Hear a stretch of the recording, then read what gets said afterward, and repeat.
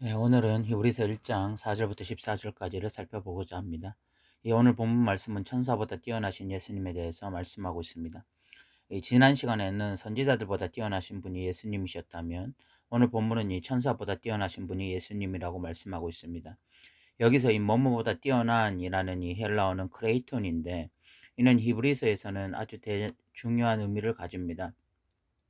왜냐하면 히브리 기자가 의도적으로 예수님을 선지자보다 뛰어나신 분으로, 천사보다 뛰어나신 분으로, 모세보다, 아론보다 뛰어나신 분으로 그리고 있기 때문입니다. 그럼 왜 히브리 기자는 천사들과 예수님을 비교할까요? 그 이유는 천사들의 탁월성 때문입니다. 천사들은 이 천상의 세계에 존재하는 자들로 시공간을 초월하는 존재들이고, 또 그런 측면에서는 인간보다 능력 면에서 탁월합니다.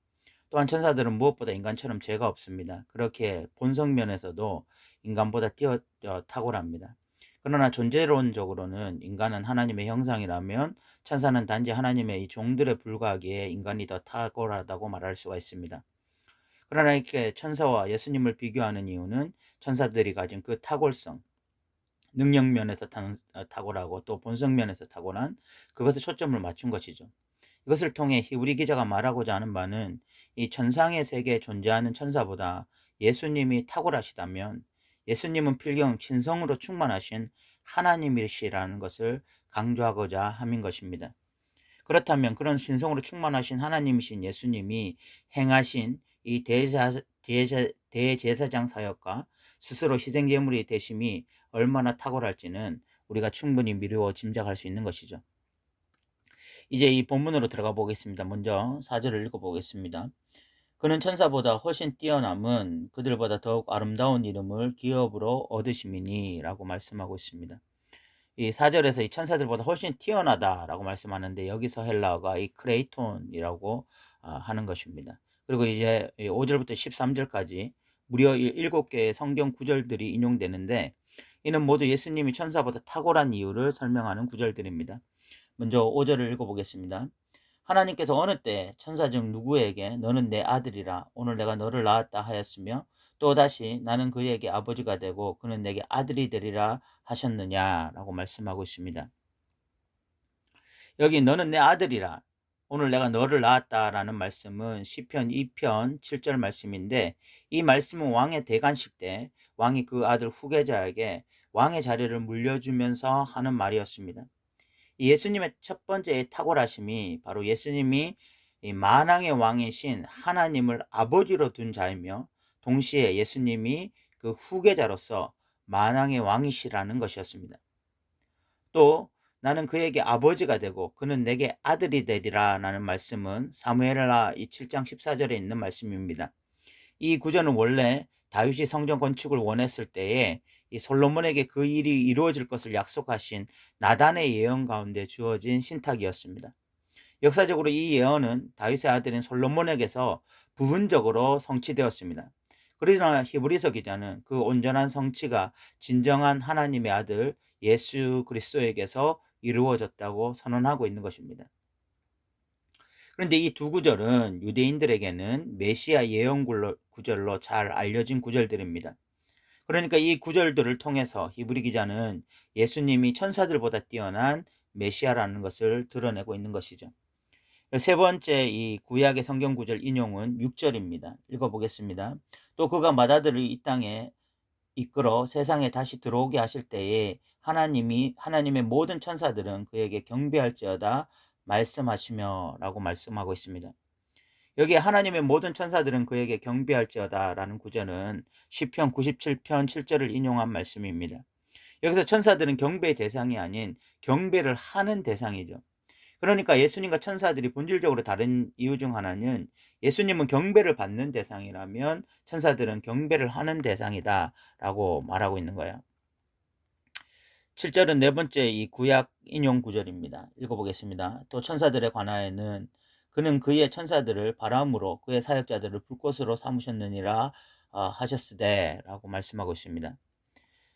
그의 천사들을 바람으로 그의 사역자들을 불꽃으로 삼으셨다라는 것은 시편 104편 4절을 인용한 구절인데, 여기서 천사들은 이 바람으로 불꽃으로 표현하고 있습니다. 이는 철저하게 하나님의 의도에 의해서 움직이는 존재들이다라는 것을 나타내고, 또한 이 바람이다 불꽃이다 하는 것은 영원히 존재하는 그런 존재들이 아니라 이 불변하지 못한 존재들이라는 것을 드러내는 것입니다. 결국 이 천사들은 스스로를 위해서 존재하는 자들이 아니라 하나님을 섬기기 위한 존재들이다 라고 말하고 싶은 거죠. 또 이 8절과 9절에서는 다섯 번째 이 구약 인용구가 나옵니다. 본 구절의 인용구는 시편 45편 6절을 인용한 것입니다. 여기서는 그 영원한 하나님의 보좌와 나라를 말하면서 그 나라의 공평을 말합니다. 그러면서 예수님이 이 동료들보다 뛰어나다라고 말씀하시는데, 이 동무들은 인간들을 의미하는 것입니다. 왜냐하면 히브리서 2장 10절에서 하나님의 백성들 역시 하나님의 아들들이다라고 칭하고 있어요. 예수님도 하나님의 아들이고 하나님의 백성들도 하나님입니다. 그런 면에서는 동일한 것처럼 보이지만 그 동무들보다 뛰어나다라는 것은 결국 예수님은 하나님의 아들이시지만 동시에 신성을 가지신 하나님이시기 때문에 인간들과는 본질적으로 다른 뛰어난 분이시다라는 것을 강조하고 있는 것이죠. 이 10절부터 12절까지는 여섯 번째 인용구가 나옵니다. 읽어보겠습니다. 주여, 태초에 주께서 땅에 기초를 두셨으며 하늘도 주의 손으로 지으신 바라. 그것들은 멸망할 것이나 오직 주는 영존할 것이요 그것들은 다 옷과 같이 낡아지리니 의복처럼 갈아입을 것이요 그것들은 옷과 같이 변할 것이나 주는 여전하여 연대가 다함이 없으리라 하셨으나 라고 말씀하고 있습니다. 이는 시편 102편 25절 이하의 내용입니다. 여기서는 예수님의 창조주 되신가 영원 불변성이 강조되고 있습니다. 원래 이 시편 102편 25절 이하의 내용은 성부 하나님을 향한 신앙 고백이었는데, 히브리 기자는 이것을 과감하게 예수님께 적용하고 있습니다. 이것을 성부 하나님에 대한 구절을 예수님께 적용하고 있다는 것은 결국은 예수님도 하나님이시다라는 것을 드러내는 것이죠. 이 13절은 마지막 구약 성경 인용구로서 시편 110편 1절을 인용하고 있습니다. 읽어보겠습니다. 어느 때 천사 중 누구에게 내가 내 원수로 내 발등상이 되게 하기까지 너는 내 우편에 앉아 있으라 하셨느냐 라고 말씀하고 있죠. 원래 이 시는 제왕시로 잘 알려져 있으며 히브리인들에게는 이 메시아시로 널리 알려졌던 시였습니다. 예수님이 이 땅에 육신을 입고 내려오셔서 십자가에 못 박혀 죽으시고 부활하셔서 지금은 하나님 우편에 앉아 계시죠. 이런 예수님의 모습을 노래하는 것입니다. 이렇게 구약 성경 7구절을 인용하고 난 이후에 14절에 이렇게 고백합니다. 읽어보겠습니다. 모든 천사들은 섬기는 영으로서 구원받을 상속자들을 위하여 섬기라고 보내심이 아니냐. 천사들의 역할은 섬기는 역할이다.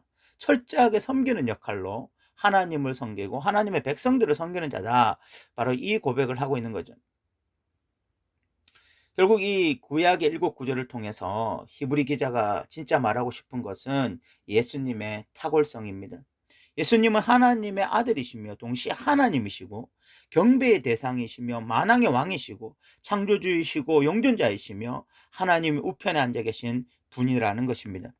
그에 비해 천사는 경배하는 자들이고 하나님의 사역자들로 섬기는 자들일 뿐이라고 말씀하고 있는 거죠. 왜 이렇게 예수님의 탁월성을 강조할까요? 지금 히브리 수신자들이 이 예수님의 탁월성을 잘 인식하지 못하고 있기 때문입니다. 사도 바울은 내 주 예수 그리스도를 아는 지식이 가장 고상하다고 고백했습니다.